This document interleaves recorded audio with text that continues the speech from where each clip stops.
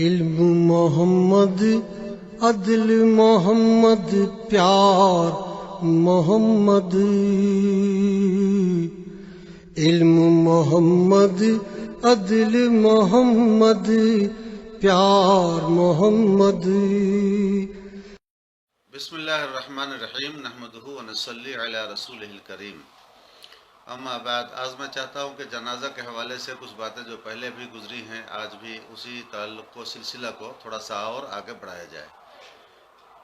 تو آج بیان کر رہا ہوں کہ کچھ لوگوں کا ہوتا ہے سوال کہ جنازہ کو کاندھا دینے والے کدھر پہلے کاندھا دیں اور کہاں سے شروع کریں کہاں پہ ختم کریں، یہ بھی ایک مسئلہ ہے. تو اس سلسلے میں جواباً عرض ہے، جنازہ کا سرہانہ آگے رکھیں. پہلی بات تو یہ ہے کہ جنازہ کا سر آگے ہونا چاہیے. چاہے آپ کو جدھر بھی جانا ہو، پورب جانا ہو، پچھم جانا ہو، اتر جانا ہو، دکھن جانا ہو، کہیں بھی جانا ہو، جنازہ کا سر آگے ہونا چاہیے. ایک بات تو یہ ذہن میں رکھنا ہے. دوسرا، کاندھا دینے والے پہلے جنازہ کے سرہانے طرف دائیں کاندھا دیں اور 10 قدم چلیں. اس کے بعد پائتیں آ جائیں، پیچھے آ جائیں، پاؤں کی طرف آ جائیں اور پاؤں کی طرف جو داہنا پاؤں ہے اس میں کاندھا لگائیں. 10 قدم چلیں. پھر اس کے بعد سرہانہ چلے جائیں اور بائیں طرف کاندھا دیں. 10 قدم چلیں. پھر پائتیں آ جائیں، پاؤں کی طرف آ جائیں اور 10 قدم چلیں. تو یہ ترتیب 40 قدم ہو گئے. اور 40 قدم اس طرح سے جنازہ کو کاندھے دینے والے کے بارے میں آیا ہے کہ اس کے کم سے کم 40 گناہ کبیرہ معاف ہو جائیں گے. کبیرہ 40 گناہ کبیرہ اس سے اللہ تبارک و تعالیٰ معاف فرما دیتا ہے. حضور علیہ السلام نے اس سلسلے میں ارشاد فرمایا ہے. تو اس طریقے سے ایک پھیرا ہوا یہ.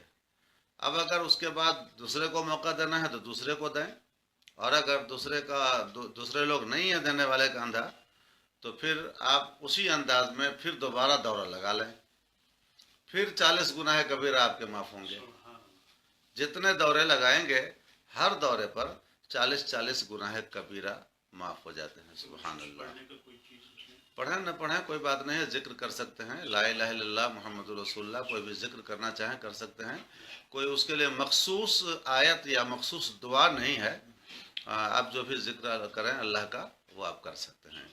یہ ثواب جو ہوا بغیر ذکر کیے ہوئے، اگر خاموشی کے ساتھ ہی آپ نے کاندھا دیا تب بھی یہ ثواب ہے اور یہ فضیلت ہے کہ 40 گناہ کبیرہ اللہ تعالیٰ ایک دورہ میں معاف فرمائے گا.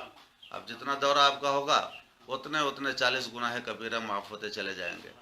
اگر اس کے بعد آپ نے ذکر کیا، آیات قرآنیہ پڑھی، یا لا الہ الا اللہ کا ہی ورد کیا، یا درود پاک کا ہی ورد کیا، یا صلاۃ و سلام ہی کا ورد کیا، تو اس کا ثواب تو اشترا الگ سے ہے، وہ الگ سے ہے.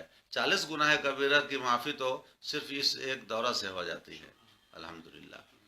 اس طریقے سے سوال آتا ہے، یہ چیزیں آپ کو جو ہے عالمگیری کے اندر یہ ساری چیزیں موجود ہیں. اس کے بعد سوال ہوتا ہے کہ ہجڑے کی نماز جنازہ میں کس کی نیت کی جائے، مرد کی یا عورت کی؟ ظاہر بات ہے کہ ہجڑا ہے تو نہ وہ خالص مرد ہے نہ خالص عورت ہے، تو اس کی نماز جنازہ اگر پڑھیں گے تو دعا کس طرح سے کریں گے؟ تو اس کا جواب یہ ہے کہ دعا میں مرد کے لیے ہو یا عورت کے لیے ہو، دعا تو برابر ہی ہے. جو دعا کرتے ہیں وہی دعا کی جائے گی. نیت آپ ہجرے کی کر لیں گے، بس ہو گیا.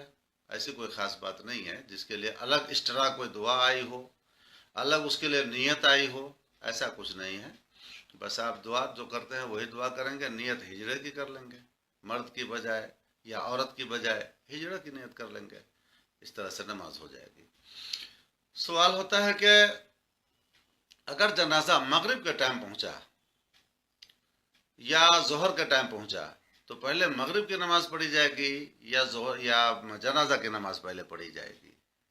اس کا جواب یہ آتا ہے کہ اگر وقت میں گنجائش ہو کہ جنازہ پڑھ لینے کے بعد بھی مغرب کا ٹائم اتنا بچ جائے گا کہ ہم اس میں باضابطہ نماز مغرب ادا کر سکتے ہیں سنتوں کے ساتھ، اور جنازہ کو خراب ہونے کا اندیشہ ہو، اگر انتظار کریں گے تو جنازہ کو خراب ہونے کا اندیشہ ہو، تو ایسی صورت میں یہ ہے کہ پہلے نماز جنازہ پڑھیں گے جب جنازہ خراب ہونے کا اندیشہ ہو، جیسے کہ پیٹ پھولنے کی شکایت سے وہ انتقال کیے ہیں، پیٹ اس کا مسلسل پھول رہا ہے، یا یہ اندیشہ ہے کہ اس کے زخموں سے خون نکل سکتا ہے، اس طرح سے اور بھی کوئی صورت ناگہانی پیدا ہو سکتی ہے جو ہمیں تعجیل پہ مجبور کرے، جلدی نماز پڑھنے پہ مجبور کرے، تو ایسی صورت پہلے نماز جنازہ پڑھیں گے، پھر مغرب پڑھیں گے یا ظہر پڑھیں گے۔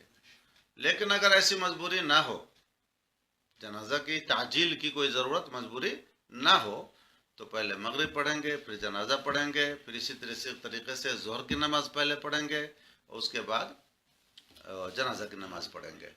یہ تمام بحثیں ہیں اور یہ مسائل کتب فقہیہ کے اندر الحمدللہ موجود ہیں جو میں نے آپ کے سامنے عرض کیا۔ علم محمد، عدل محمد، پیار محمد۔